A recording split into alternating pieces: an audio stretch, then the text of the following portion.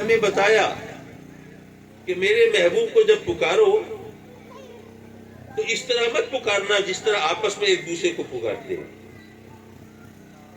بندہ حیران ہوا، مولا ہم رہتے ہیں نا یہاں معاشرے میں، تو ہمیں پتہ ہے ایک دوسرے کو کیسے پکارنا ہے۔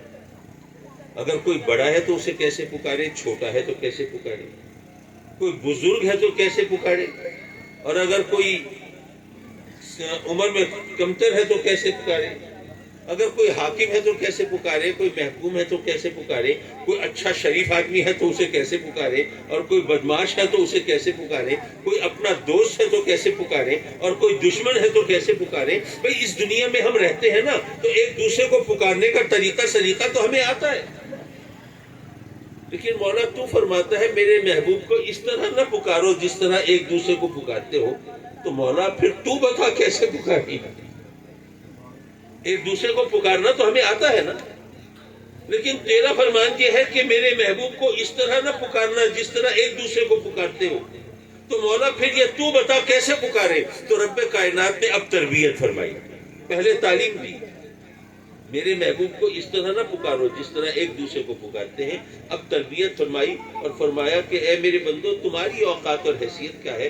مجھے دیکھو، میں رب کائنات، میں خالق دو جہاں، میں اپنے محبوب کو کس طرح پکارتا ہوں۔ پورا قرآن اٹھا کے دیکھ لیجئے، پورے قرآن میں رب کائنات نے اپنے محبوب علیہ السلام کو کہیں نام لے کے خطاب نہیں فرمایا، بلکہ عظمت اور محبت بھرے القاب سے، یا ایھا النبی، یا ایھا الرسول، کبھی طٰہٰ کہا، کبھی یاسین کہا، کبھی شاہد، کبھی مبشر، کبھی نذیر، کبھی سراج منیر، کبھی رحمت مجسم فرمایا۔ اپنے محبوب کو محبت بھرے القاب سے پکارا، نام لے کے خطاب نہیں فرمایا۔ گویا ہمیں تربیت دی کہ اے میرے بندو، تمہاری اوقات کیا ہے؟ تم آپس میں جب ایک دوسرے کا نام لے کے پکارتے ہو، یہ بے تکلفی کا انداز ہوتا ہے نا۔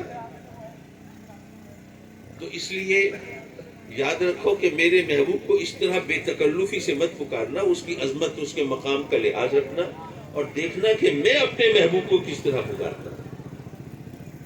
اب یہاں پہ ایک خلش، ایک کسر، ایک سوال پیدا ہوتا ہے، وہ کیا؟